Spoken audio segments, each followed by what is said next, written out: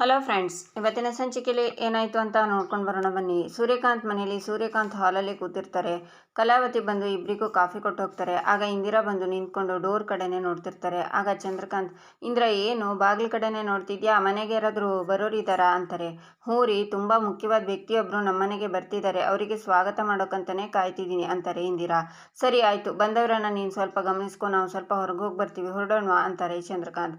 ಅಯ್ಯೋ ರೀ, ಅವ್ರು ಬರ್ತಾ ಇರೋದೇ ನಿಮ್ಮನ್ನು ಮಾತಾಡ್ಸ್ಬೇಕು ಅಂತ, ನೀವೇ ಇಲ್ಲದೆ ಇದ್ರೆ ಹೇಗೆ ಅಂತಾರೆ ಇಂದಿರಾ. ಏನು, ನಮ್ಮನ್ನು ಮಾತಾಡ್ಸೋಕ? ಯಾರದು ಅಂತಾರೆ ಸೂರ್ಯಕಾಂತ್.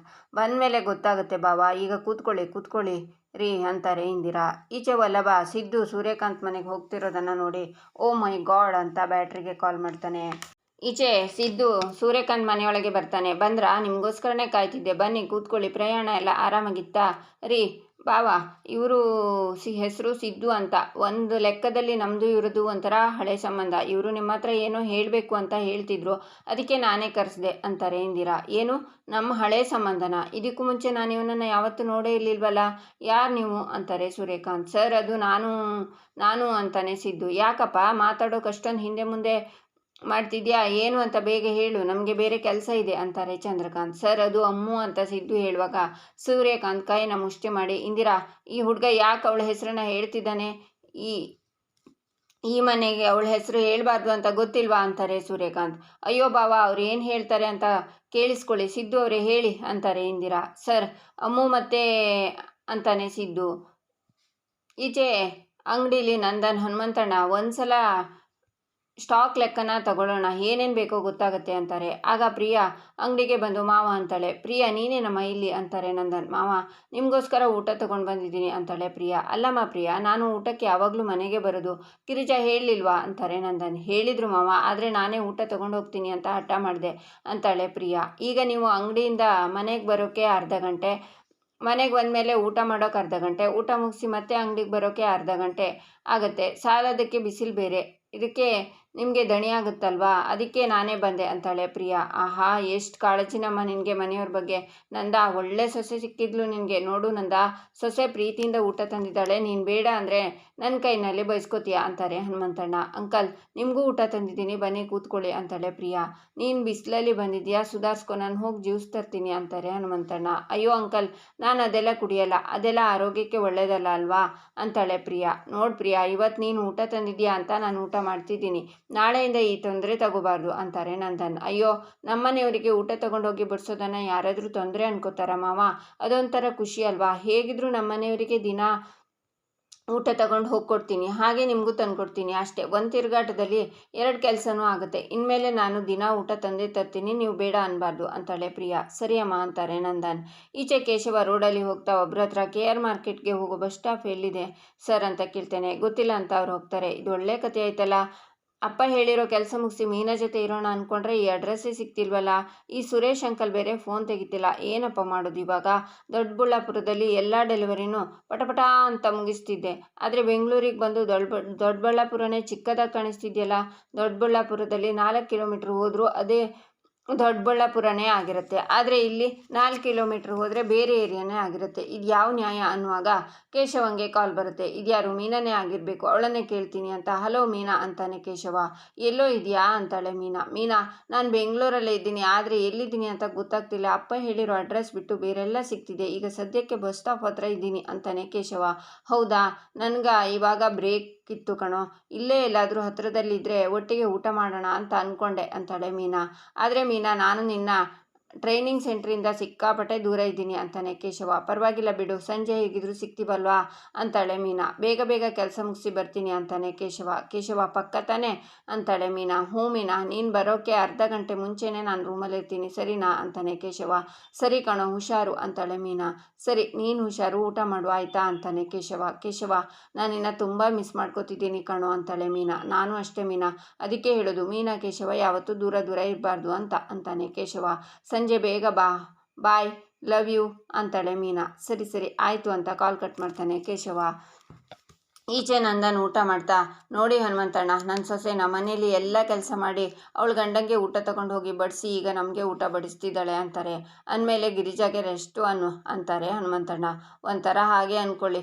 ಪ್ರಿಯಾ ಸಾರು ತುಂಬ ಚೆನ್ನಾಗಿ ಮಾಡಿದ್ಯಾ ಅಮ್ಮ ಅಂತಾರೆ ನಂದನ್. ಆಗ ಒಬ್ಬರು ಬಂದು, ನಂದನ್ ಊಟ ಮಾಡ್ತಿದ್ದೀರಾ ಅಂತಾರೆ.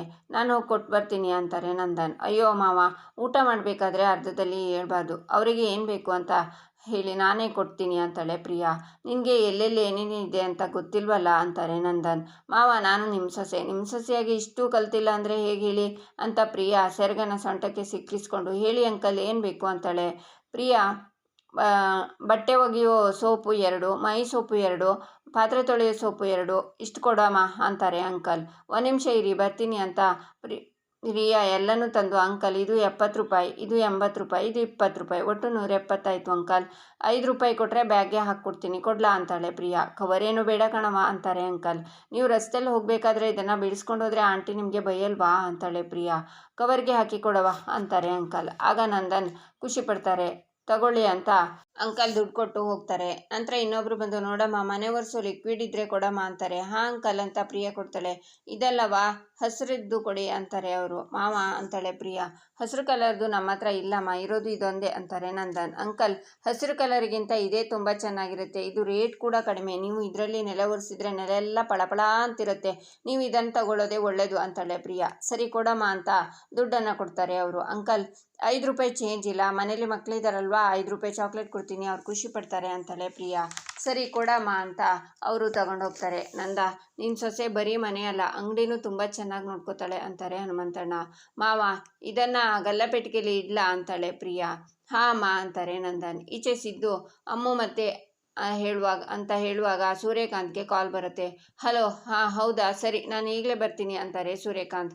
ಏನಾಯ್ತಣ್ಣ ಅಂತಾನೆ ಚಂದ್ರಕಾಂತ್. ನಮ್ಮ ಸೂಪರ್ ಮಾರ್ಕೆಟ್ಗೆ ಶಾರ್ಟ್ ಸರ್ಕ್ಯೂಟ್ ಆಗಿದೆಯಂತೆ, ಬಾ ಹೋಗೋಣ ಅಂತ ಸೂರ್ಯಕಾಂತ್ ಹೋಗ್ತಾರೆ. ಚಂದ್ರಕಾಂತ್ ಕೂಡ ಹೋಗ್ತಾರೆ. ರೀ ಬಾವಾ ಅಂತ ಇಂದಿರಾ ಕರೀತಾರೆ. ಇಂದಿರಾ, ಇವ್ರು ಯಾರು ಅಂತ ಗೊತ್ತಾಗಲಿಲ್ಲ ಅಂತಾರೆ ಕಲಾವತಿ.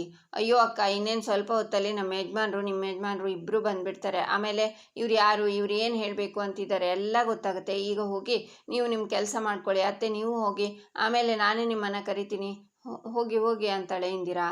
ಅಜ್ಜಿ ಮತ್ತು ಕಲಾವತಿ ಅಲ್ಲಿಂದ ಹೋಗ್ತಾರೆ. ಇವರು ಈಗಲೇ ಹೋಗಬೇಕಾಗಿತ್ತಾ ಅಂತಾರೆ ಇಂದಿರಾ. ನನಗ್ಯಾಕೋ ಇದು ಸರಿ ಕಾಣಿಸ್ತಿಲ್ಲ, ಅವ್ರು ಹೋಗಿದ್ದು ಒಳ್ಳೇದಾಯಿತು, ನಾನಿನ್ನು ಹೊರಡ್ತೀನಿ ಅಂತಾನೆ ಸಿದ್ದು. ಸುಮ್ಮನೆ ಕೂತ್ಕೊಂಡ್ರೆ ಸರಿ, ಅವ್ರು ಏನೋ ಫಾರಿನ್ಗೆ ಹೋಗಿಲ್ಲ, ಸಮಸ್ಯೆ ಅಂತ ಸೂಪರ್ ಮಾರ್ಕೆಟ್ಗೆ ಹೋಗಿದ್ದಾರೆ, ವಾಪಸ್ ಬರ್ತಾರೆ, ಸುಮ್ಮನೆ ಕೂತ್ಕೊಂಡ್ರೆ ಸರಿ ಅಂತಾರೆ ಇಂದಿರಾ. ಸಿದ್ದು ಕೂತ್ಕೋತಾನೆ. ಈಚೆ ವಲ್ಲಭ ಒಂದು ಬಟ್ಟೆಯಿಂದ ಮುಖಕ್ಕೆ ತಲೆಗೆ ಎಲ್ಲ ಸುತ್ಕೋತಾನೆ. ಈಚೆ ಅಮೂಲ್ಯ ದೇವರಿಗೆ ದೀಪ ಹಚ್ಚಿ, ಎಲ್ಲ ಒಳ್ಳೇದು ಮಾಡು ದೇವ್ರೆ, ಈ ಟ್ಯೂಷನ್ ಚೆನ್ನಾಗಿ ನಡೀಲಿ, ಮಾವನು ಇದಕ್ಕೂ ಒಪ್ಕೊಳ್ಳಿ, ಜಾಸ್ತಿ ಮಕ್ಕಳು ಬಂದು ನನಗೆ ಚೆನ್ನಾಗಿ ಸಂಬಳ ಬಂದು ವಲ್ಲಭಂಗೆ ಸಹಾಯ ಮಾಡೋ ಹಂಗಾಗಲಿ ಪ್ಲೀಸ್ ಅಂತಾಳೆ. ದೇವ್ರೆ, ನಮ್ಮ ಯಜಮಾನ್ರು ಅಮ್ಮು ಟ್ಯೂಷನ್ ಕ್ಲಾಸ್ ಮಾಡೋದಕ್ಕೆ ಒಪ್ಪೋ ಹಾಗೆ ಮಾಡಪ್ಪ, ಪಾಪ ನಮ್ಮಮ್ಮು ಏನೇನೋ ಆಸೆಯನ್ನು ಇಟ್ಕೊಂಡು ಟ್ಯೂಷನ್ ಮಾಡಬೇಕು ಅಂತಿದ್ದಾಳೆ, ಅವಳಿಗೆ ನಿರಾಸೆ ಆಗಬಾರ್ದು ಅಂತ ಗಿರಿಜಾ ಬಿಡ್ಕೋತಾರೆ. ಅಮ್ಮ ಬಾ, ಮಕ್ಕಳು ಬರೋ ಹೊತ್ತಾಯಿತು ಅಂತಾರೆ ಗಿರಿಜಾ. ಅತ್ತೆ, ನನಗೆ ಆಶೀರ್ವಾದ ಮಾಡಿ ಅಂತ ಕಾಲಿಗೆ ಬೀಳೋಕ್ಕೆ ಹೋದರೆ ಗಿರಿಜಾ ತಡೆದು, ಏನು ಮಾಡ್ತಿದ್ಯಾ, ತಪ್ಪು ಕಂದ, ದೇವ್ರಿರುವಾಗ ನನ್ನ ಕಾಲಿಗೆ ಬೀಳ್ತಾರಾ ಅಂತಾರೆ ಗಿರಿಜಾ. ಇದು ತಪ್ಪು ಹೇಗಾಗುತ್ತೆ ಅತ್ತೆ, ದೇವರನ್ನ ಫೋಟೋದಲ್ಲಿ ವಿಗ್ರಹದಲ್ಲಿ ಅಷ್ಟೇ ನೋಡಿರೋದು ನಾನು, ಆದರೆ ಕಣ್ಣಿಗೆ ಕಾಣೋ ಪ್ರತ್ಯಕ್ಷ ದೇವರು ಅಂದರೆ ಅದು ನೀವತ್ತೆ, ಎಷ್ಟು ಒಳ್ಳೆಯವರು ಅತ್ತೆ ನೀವು, ಒಂದೊಂದು ಸಲ ನೀವು ನೋಡ್ತಾ ಇದ್ದರೆ ನನಗೆ ಆಶ್ಚರ್ಯ ಆಗುತ್ತೆ, ಪ್ರಪಂಚದಲ್ಲಿ ನಿಮ್ಮಷ್ಟು ಒಳ್ಳೆ ಮನಸ್ಸಿರೋರು ಇರ್ತಾರಾ ಅಂತ. ನಾವೆಲ್ಲ ನಿಮಗೆ ಹೆಸರಿಗೆ ಮಾತ್ರ ಸೊಸೆಂದರು, ಆದರೆ ನೀವು ನಮ್ಮನ್ನು ಸ್ವಂತ ಮಕ್ಕಳಿಗಿಂತ ಹೆಚ್ಚಾಗಿ ನೋಡ್ಕೋತಿದ್ದೀರಾ. ನಾನು ಮದುವೆಯಾಗಿ ಇಲ್ಲಿಗೆ ಬಂದಿರೋ ದಿನದಿಂದ ನಾನು ಆಸೆ ಪಟ್ಟಿರೋ ಯಾವುದೇ ವಿಷಯಕ್ಕೂ ಇಲ್ಲ ಅಂತ ಹೇಳೂ ಇಲ್ಲ ಅತ್ತೆ, ನೀವು ಎಲ್ಲನೂ ನಡೆಸ್ಕೊಟ್ಟಿದ್ದೀರಾ. ಈಗ ಈ ಟ್ಯೂಷನ್ ವಿಷಯ ಕೂಡ ನನ್ನ ಪಾಲಿಗೆ ಅಷ್ಟು ದೇವತೆ ಅತ್ತೆ ನೀವು. ಆ ಸಿದ್ದು ನನಗೆ ಮೋಸ ಮಾಡಿ ಹೋದಾಗ ಜೀವನವೇ ಬೇಡ ಅಂತ ಸಾಯೋಕ್ಕೆ ಹೋಗಿದ್ದೆ, ಆವಾಗ ಚಿನ್ನು ಅಕ್ಕ ಬಂದು ನನ್ನ ಬಚಾವು ಮಾಡಿದರು, ಆಗ ನನಗೆ ಯಾಕಾದರೂ ನನ್ನ ಉಳಿಸಿದ್ರು ಅನಿಸ್ತಿತ್ತು, ಆದರೆ ಈಗ ನನಗೆ ಹೇಗೆ ಅನಿಸ್ತಿದೆ ಗೊತ್ತಾತ್ತೆ, ಒಂದು ವೇಳೆ ನಾನು ಸತ್ತೋಗಿದ್ದರೆ ಸ್ವರ್ಗಕ್ಕೆ ಹೋಗ್ತಿದ್ನೋ ನರ್ಕಕ್ಕೆ ಹೋಗ್ತಿದ್ನೋ ಗೊತ್ತಿಲ್ಲ, ಆದರೆ ಅತ್ತೆ ಬದುಕಿ ಈಗ ಸ್ವರ್ಗಕ್ಕೆ ಬಂದೆ ಅತ್ತೆ, ನನಗೆ ದೇವರು ಅಂತ ಅತ್ತೆ ಅಲ್ಲ ಅಮ್ಮ ಸಿಕ್ಕಿದ್ದಾರೆ, ಥ್ಯಾಂಕ್ಸ್ ಅತ್ತೆ, ನನಗೆ ಪುನರ್ಜನ್ಮ ಕೊಟ್ಟಿದ್ದಕ್ಕೆ ಅಂತಾಳೆ ಅಮೂಲ್ಯ. ಏನೇ ಅಮ್ಮು ನೀನು ಅತ್ತು ನನ್ನ ಆಳಿಸ್ಬಿಟ್ಟಿಯಲ್ಲ, ಒಳ್ಳೆ ಹುಡುಗಿ, ಸರಿ ಸರಿ ಮಕ್ಕಳು ಬರೋ ಹೊತ್ತಾಯಿತು, ಕಣ್ಣೀರು ಒರೆಸ್ಕೋಕಂದ, ನಮ್ಮನೆ ಮಹಾಲಕ್ಷ್ಮಿ ಕಣೆ ನೀನಂದ್ರೆ ಈ ಮನೆಗೆ ಏಳಿಗೆ ಆಗುತ್ತಾ, ನಡಿ ನಡಿ ಮಕ್ಕಳಿಗೆ ಪಾಠ ಮಾಡು ಅಂತಾರೆ ಗಿರಿಜಾ. ಅತ್ತೆ ಅಂತಾಳೆ ಅಮೂಲ್ಯ. ಏನೇ ಅಂತಾರೆ ಗಿರಿಜಾ. ನೀವಿನ್ನೂ ನನಗೆ ಆಶೀರ್ವಾದನೇ ಮಾಡಿಲ್ಲ ಅಂತ ಅವ್ರ ಕಾಲಿಗೆ ನಮಸ್ಕಾರ ಮಾಡ್ತಾಳೆ ಅಮೂಲ್ಯ. ಈಚೆ ಸಿದ್ದು, ಮೇಡಮ್ ತುಂಬ ಬಾಯಾರಿಕೆ ಆಗ್ತಿದೆ, ಸ್ವಲ್ಪ ನೀರು ಸಿಗ್ಬೋದಾ ಅಂತಾನೆ. ಆಗ ಇಂದಿರಾ ಸರಿ ಅಂತ ಒಳಗೆ ಹೋಗ್ತಾರೆ. ಆಗ ಸಿದ್ದುಗೆ ಕಾಲ್ ಬರುತ್ತೆ. ಹಲೋ ಸಿದ್ದು, ಎಲ್ಲಿದ್ಯಾ, ನಾನು ಶಿವು ಕಣೋ ಅಂತಾನೆ ವಲ್ಲಭ. ಏಯ್ ಶಿವು, ಯಾವುದೋ ಇದು ಹೊಸ ನಂಬರ್ ಅಂತಾನೆ ಸಿದ್ದು. ಅದೆಲ್ಲ ಹಾಗಿರಲಿ, ಮೊದಲು ನೀನು ಸೂರ್ಯಕಾಂತ್ ಮನೆಯಿಂದ ಆಚೆ ಬಾ ಅಂತಾನೆ ವಲ್ಲಭ. ಯಾಕೋ ಅಂದೆ. ಅಂಥದ್ದೇನಾಯಿತು? ಅಷ್ಟಕ್ಕೂ ನಾನಿಲ್ಲಿಗೆ ಬಂದಿದ್ದು ನಿನಗೆ ಹೇಗೆ ಗೊತ್ತಾಯಿತು ಅಂತಾನೆ ಸಿದ್ದು. ಮಗ, ನಾನು ಹೇಳಿದ್ದು ಕೇಳ್ತೀಯೋ ಇಲ್ವೋ? ಮೊದಲು ಸೂರ್ಯಕಾಂತ್ ಮನೆಯಿಂದ ಆಚೆಗೆ ಬಾ, ಇಲ್ಲ ಅಂದರೆ ನಿನ್ನ ಪ್ರಾಣಕ್ಕೆ ಅಪಾಯ ಕಣೋ ಅಂತಾನೆ ವಲ್ಲಭ. ಏನು ಹೇಳ್ತಿದ್ಯೋ ಶಿವು? ನೀನು ಎಲ್ಲಿದ್ಯಾ? ನೀನು ಹೇಳ್ತಿರೋದು ನಿಜ ತಾನೆ ಅಂತಾನೆ ಸಿದ್ದು. ನಿನ್ನ ಕಾಯ್ತಾ ನಾನು ಸೂರ್ಯಕಾಂತ್ ಮನೆ ಹೊರಗಡೆನೇ ಇದ್ದೀನಿ, ಬೇಗ ಆಚೆ ಬಾ ಅಂತ ವಲ್ಲಭ ಕಾಲ್ ಕಟ್ ಮಾಡ್ತಾನೆ. ಹಲೋ ಶಿವು, ಶಿವು ಅಂತಾನೆ ಸಿದ್ದು. ಇಲ್ಲಿ ಏನೋ ನಡೀತಿದೆ. ಈ ಅಮ್ಮ ತನ್ನ ಬೇಳೆ ಬೇಯಿಸ್ಕೊಳ್ಳೋಕ್ಕೋಸ್ಕರ ನನ್ನ ದಾಳವಾಗಿ ಉಪಯೋಗಿಸ್ಕೊತಾ ಇದ್ದಾಳೆ. ಶಿವು ಹೇಳಿದ ಹಾಗೆ ನನ್ನ ಪ್ರಾಣಕ್ಕೆ ಅಪಾಯ ಇದೆ, ಮೊದಲು ನಾನು ಇಲ್ಲಿಂದ ಹೋಗಬೇಕು ಅಂತ ಸಿದ್ದು ಅಲ್ಲಿಂದ ಹೊರಗಡೆ ಬರ್ತಾನೆ. ಈಚೆ ಇಂದಿರಾ ನೀರು ತಂದು ಸಿದ್ದು ಸಿದ್ದು ಅನ್ನುವಾಗ ಅವನು ಅಲ್ಲಿರಲ್ಲ. ಆಚೆ ಈಚೆ ಎಲ್ಲ ನೋಡಿ ಎಲ್ಲಿ ಹೋದೆ ಇವನು? ಸಿದ್ದು ಸಿದ್ದು ನಾನು ಹೋಗಿ ಬರೋ ಅಷ್ಟರಲ್ಲಿ ತಪ್ಪಿಸ್ಕೊಂಡ್ಬಿಟ್ನಾ? ಅದಕ್ಕೆ ಅವನು ನನ್ನ ನೀರು ತರೋಕ್ಕೆ ಕಳಿಸಿದ್ದು ಅಂತಾರೆ ಇಂದಿರಾ. ಈಚೆ ಸಿದ್ದು ಮನೆಯಿಂದ ಹೊರಗೆ ಬರ್ತಾನೆ. ಆಗ ವಲ್ಲಭ ಅಡ್ಡ ನಿಂತ್ಕೊಂಡು ನೋಡ್ತಾ ಅವನ್ನ ಅಲ್ಲಿಂದ ಇಳ್ಕೊಂಡು ಹೋಗ್ತಾನೆ. ಈಚೆ ಹನುಮಂತಣ್ಣ ಅಂಗಡಿಯಲ್ಲಿ ನಂದ ಮಧ್ಯಾಹ್ನದ ಊಟ ಭರ್ಜರಿಯಾಗಿತ್ತು. ಅದು ಪಲ್ಯ ಮೊಸರನ್ನದ ಜೊತೆ ಸ್ವರ್ಗ ಅಂತಾರೆ ಹನುಮಂತಣ್ಣ. ಇನ್ಮೇಲೆ ಮಧ್ಯಾಹ್ನದ ಡಬ್ಬಿ ತರಬೇಡಿ, ಹೇಗಿದ್ರು ಪ್ರಿಯ ದಿನ ಅಡುಗೆ ಮಾಡ್ಕೊಂಡು ತರ್ತೀನಿ ಅಂತ ಹೇಳಿದಾಳೆ ಅಂತಾರೆ ನಂದನ್. ಆದರೂ ನಂದ ಪ್ರತಿದಿನ ನಾನು ಅಂತಾರೆ ಹನುಮಂತಣ್ಣ. ಏನದು ಆದರೂ?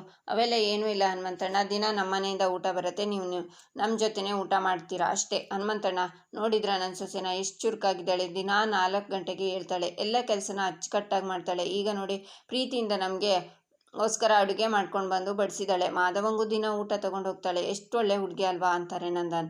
ಹೌದು ನಂದ, ನೀನು ಪುಣ್ಯ ಮಾಡಿರೋದಿಕ್ಕೇನೆ ಇಂಥ ಸೊಸೆ ಸಿಕ್ಕಿರೋದು ಅಂತಾರೆ ಹನುಮಂತಣ್ಣ. ಮತ್ತೆ ನಾನು ಹುಡುಕಿರೋ ಸೊಸೆ ಅಂದರೆ ಮಾನ್ಯನಾ ಹನುಮಂತಣ್ಣ? ಮನೆಗೆ ಬಂದಿರೋ ಸೊಸೆ ಮನೆಯಲ್ಲಿರೋರನ್ನೆಲ್ಲ ಪ್ರೀತಿಯಿಂದ ನೋಡಿಕೊಂಡು ಎಲ್ಲ ಜವಾಬ್ದಾರಿ ಹೊತ್ಕೊಂಡು ಎಲ್ಲರ ಜೊತೆ ಹೊಂದ್ಕೊಂಡು ಮನೆಯಲ್ಲಿ ಖುಷಿಯಾಗಿ ಓಡಾಡ್ಕೊಂಡಿದ್ರೆ ಮನೆ ಯಜಮಾನಿಗೆ ಅದಕ್ಕಿಂತ ಬೇರೆ ಏನು ಬೇಕು? ಮಾಧವನಿಗೆ ಇಂಥ ಹುಡುಗಿ ತಂದಿದ್ದೀನಿ ಅಂತ ನನಗೆ ತುಂಬ ಹೆಮ್ಮೆ ಆಗ್ತಿದೆ ಹನುಮಂತಣ್ಣ ಅಂತಾರೆ ನಂದನ್.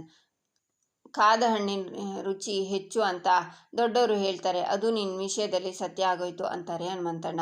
ನಿಜ ಹೇಳಬೇಕು ಅಂದರೆ ಹನುಮಂತಣ್ಣ, ಈ ವಿಷಯದಲ್ಲಿ ನಾನು ನಿಮಗೆ ಕೃತಜ್ಞತೆಯನ್ನು ಹೇಳಬೇಕು. ಮದುವೆ ಮೇಳದ ಬಗ್ಗೆ ಪೇಪರಲ್ಲಿ ಬಂದಿದ್ದನ್ನು ನೀವು ನೋಡಿ ಹೇಳಿದ್ದಕ್ಕೆ ತಾನೇ ನಾನು ಮದುವೆ ಮೇಳಕ್ಕೆ ಹೋಗಿದ್ದು, ಪ್ರಿಯಾ ಅನ್ನೋ ಒಳ್ಳೆ ಸೊಸೆ ಸಿಕ್ಕಿದ್ದು ಅಂತಾರೆ ನಂದನ್. ಸುಮ್ಮನಿರು ನಂದ, ಋಣಾನುಬಂಧ ರೂಪೇಣ ಪಶುಪತ್ನಿ ಸುತಾಲಯ ಅಂತ ಋಣ ಇದ್ದಿದ್ದಕ್ಕೆ ನಿನಗೆ ಇಂಥ ಒಳ್ಳೆ ಸೊಸೆ ಸಿಕ್ಕಿದ್ದು ಅಂತಾರೆ ಹನುಮಂತಣ್ಣ. ಇವತ್ತು ಸೊಸೆ, ಅವತ್ತು ಅವಳ ಅತ್ತೆ ಗಿರಿಜಾ ಎಷ್ಟು ಚೆನ್ನಾಗಿ ಅಡುಗೆ ಮಾಡ್ಕೊಂಡು ಬಂದಿದ್ಲು. ಅವತ್ತು ಎಷ್ಟು ಗಲಾಟೆ ಮಾಡಿದ್ಲು ಗೊತ್ತಾ? ಇನ್ಮೇಲೆ ನಾನೇ ಊಟ ತರ್ತೀನಿ ಅಂತ. ಅವಳಿಗೂ ವಯಸ್ಸಾಗಿದೆ, ಅವಳಿಗೂ ತೊಂದರೆ ಕೊಡೋದು ಸರಿನಾ? ಅದಕ್ಕೆ ಬೇಡ ಅಂತ ಹೇಳಿದೆ ಅಂತಾರೆ ನಂದನ್. ನಂದ, ಪ್ರಿಯ ನೀನು ಹುಡುಕಿದ ಸೊಸೆ ಅಂತ ನಿನಗೆ ಹೆಮ್ಮೆ, ಆದರೆ ಮಿಕ್ಕಿಬ್ರು ಸೊಸೆ ಎಂದ್ರೂ ಒಂದು ಮುತ್ತು ಒಂದು ರತ್ನ, ಅವರೂ ನೀನು ಹೆಮ್ಮೆ ಪಡೋ ಹಾಗೆ ಇದ್ದಾರಲ್ವಾ ಆನಂದ ಅಂತಾರೆ ಹನುಮಂತಣ್ಣ. ಹೌದು ಹನುಮಂತಣ್ಣ, ಮೀನನು ಅಷ್ಟೇ ಅದ್ಭುತವಾದ ಸೊಸೆ. ಅವಳ ಪ್ರಬುದ್ಧತೆ, ಅವಳು ಒಳ್ಳೆ ಮನಸ್ಸು ಎಲ್ಲನೂ ಖುಷಿಯಿಂದ ತೂಗಿಸ್ಕೊಂಡು ಹೋಗೋದು ಅಪರೂಪದಲ್ಲಿ ಅಪರೂಪ ಹನುಮಂತಣ್ಣ. ವಲ್ಲಭನು ಒಳ್ಳೆ ಹುಡುಗಿ ಕೈ ಹಿಡಿದಿದ್ದಾನೆ ನಂದ, ಅವಳು ನಿಮ್ಮನೆಗೆ ಹೊಂದ್ಕೊಂಡು ಎಷ್ಟು ಚೆನ್ನಾಗಿದ್ದಾಳೆ. ನಂದ, ನಿನ್ನೆ ಕೇಳ್ತಿರೋದು, ಅಮೂಲ್ಯ ತುಂಬ ಒಳ್ಳೆ ಹುಡುಗಿ ಅಲ್ವೇನೋ ಅಂತಾರೆ ಹನುಮಂತಣ್ಣ. ಲೆಕ್ಕ ಹಾಕೋಣ ಬನ್ನಿ ಅಂತಾರೆ ನಂದನ್. ನಂದ, ತಪ್ಪಿಸ್ಕೊಂಡು ಹೋಗೋದಲ್ಲ, ಸತ್ಯ ಯಾವತ್ತೂ ಬದಲಾಗಲ್ಲ, ಮುಚ್ಚಿಡೋಕ್ಕೂ ಆಗಲ್ಲ ಅಂತಾರೆ ಹನುಮಂತಣ್ಣ. ಈಚೆ ವಲ್ಲಭ ಸಿದ್ದುನ ಕೆಳಗೆ ತಳ್ತಾನೆ. ಶಾಕ್ನಿಂದ ಸಿದ್ದು, ಯಾರೋ ನೀನು ಅಂತಾನೆ. ಆಗ ಮುಖಕ್ಕೆ ಹಾಕಿರೋ ಬಟ್ಟೆನ ತೆಗಿತಾನೆ ವಲ್ಲಭ. ವಲ್ಲಭ ನೀನಾ ಅಂತಾನೆ ಸಿದ್ದು. ಪ್ರೀತಿ ಹೆಸರಲ್ಲಿ ಅಮೂಲ್ಯಂಗೆ ಮೋಸ ಮಾಡಿ ಹಣ ಒಡವೆ ಎಲ್ಲ ದೋಚ್ಕೊಂಡು ಹೋಗಿದ್ನಿ ಕಳ್ಳ ನನ್ನ ಮಗ ನೀನು. ಮತ್ತೆ ಅವಳ ಮನೆಗೆ ಬಂದಿದ್ಯಾ, ಏನು ಉದ್ದೇಶ ಇಟ್ಕೊಂಡು ಬಂದಿದ್ಯಾ ಅಂತಾನೆ ವಲ್ಲಭ. ಆಗ ಸಿದ್ದು ಜೋರಾಗಿ ನಗ್ತಾ, ವಲ್ಲಭ, ನಾನೇ ನಿನಗೆ ಥ್ಯಾಂಕ್ಸ್ ಹೇಳಬೇಕು ಅಂತಿದ್ದೆ ಕಣೋ, ಅಷ್ಟರಲ್ಲಿ ನೀನೇ ಸಿಕ್ಕಿದೆ. ಐ ಲವ್ ಯು ಚಿನ್ನ ಅಂತ ಪ್ಲೇನ್ ಕಿಸ್ ಕೊಡ್ತಾನೆ ಸಿದ್ದು. ಏನೋ ಥ್ಯಾಂಕ್ಸು ಅಂತಾನೆ ವಲ್ಲಭ. ನಿನಗೆ ಥ್ಯಾಂಕ್ಸ್ ಹೇಳಿದೆ ಇನ್ಯಾರಿಗೆ ಥ್ಯಾಂಕ್ಸ್ ಹೇಳಲಿ ವಲ್ಲಭ, ನನ್ನ ಬೆಸ್ಟ್ ಕಾಲೇಜ್ ಮೇಟ್ ಕಣೋ ನೀನು ಅಂತ ಸಿದ್ದು ವಲ್ಲಭಂಗೆ ಹೊಡಿತಾನೆ. ನಾನು ಅಮೂಲ್ಯನ ಅನುಭವಿಸ್ಬೇಕು ಅಂತಿದ್ದೆ, ಕಲ್ಲು ಹಾಕಿದೆ, ನನ್ನ ಜೀವನಕ್ಕೆ ಶತ್ರು ಆಗಿ ಬಂದಿಯಲ್ಲೋ, ನಿನ್ನ ಸುಮ್ಮನೆ ಬಿಡ್ತೀನ ವಲ್ಲಭ, ಅದಕ್ಕೆ ನಿನಗೆ ಥ್ಯಾಂಕ್ಸ್ ಹೇಳಬೇಕು ಅಂತ ಇಷ್ಟು ದಿವಸದಿಂದ ಕಾಯ್ತಿದ್ದೆ ಡಾರ್ಲಿಂಗ್, ಆದರೆ ನೀನೇ ಸಿಕ್ಬಿಟ್ಟೆಯಲ್ಲೋ ಅಂತ ಸಿದ್ದು ಮತ್ತೆ ಹೊಡಿತಾನೆ. Thank you I love you ಚಿನ್ನ ಅಂತ ವಲ್ಲಭಂಗೆ ಮತ್ತೆ ಬಾರಿಸ್ತಾನೆ ಸಿದ್ದು. ಆಗ ವಲ್ಲಭ ಹೀರೋ ಥರ ಎದ್ದು ನಿಂತ್ಕೊಂಡು ಸಿದ್ದುಗೆ ಹೊಡಿತಾನೆ. ಈಚೆ ಅಮೂಲ್ಯ ಹೊರಗಡೆ ಮಕ್ಕಳಿಗೆ ಪಾಠ ಹೇಳ್ಕೊಡ್ತಿರ್ತಾಳೆ. ಆಗ ಪ್ರಿಯ ಬಂದು ನೋಡಿ, ಮಕ್ಕಳೆಲ್ಲ ಬಂದಿದ್ದಾರೆ, ಇವಳು ಟ್ಯೂಷನ್ ಶುರು ಮಾಡ್ಕೊಂಡ್ಬಿಟ್ಲಾ ಅಂತ ಯೋಚನೆ ಮಾಡ್ತಾಳೆ. ಅಕ್ಕ, ನಿಮ್ಮಿಂದ ಒಂದು ಹೆಲ್ಪ್ ಆಗಬೇಕಿತ್ತು ಅಕ್ಕ ಅಂತಾಳೆ ಅಮೂಲ್ಯ. ಏನು ಅಮೂಲ್ಯ ಅಂತಾಳೆ ಪ್ರಿಯಾ. ಈ ಮಗುಗೆ ಇಂಗ್ಲೀಷ್ ಪೋಯಮಲ್ಲಿ ಹೆಲ್ಪ್ ಮಾಡಬೇಕಿತ್ತು ಪುಟ್ಟ. ಈ ಅಕ್ಕನ ಹತ್ರ ನಿನಗೆ ಇಂಗ್ಲೀಷಲ್ಲಿ ಏನು ಡೌಟ್ ಇದ್ರೂ ಕೇಳು ಅಂತಾಳೆ ಅಮೂಲ್ಯ. ಅಕ್ಕ, ಡಾಫಿಡಲ್ಸ್ಗೆ ಕನ್ನಡದಲ್ಲಿ ಏನು ಹೇಳ್ತಾರೆ ಅಂತ ಮಗು ಕೇಳುತ್ತೆ. ಆಗ ಪ್ರಿಯಾ ಶಾಕ್ನಿಂದ ನೋಡ್ತಾಳೆ. ಇಲ್ಲಿಗೆ ಈ ಸಂಚಿಕೆ ಮುಕ್ತಾಯವಾಗುತ್ತೆ. ಮುಂದಿನ ಸಂಚಿಕೆಗಾಗಿ ನಮ್ಮ ಚಾನಲನ್ನು ನೋಡಿ, ಸಬ್ಸ್ಕ್ರೈಬ್ ಮಾಡಿ, ಲೈಕ್ ಮಾಡಿ, ಸಪೋರ್ಟ್ ಮಾಡೋದನ್ನು ಮರಿಬೇಡಿ.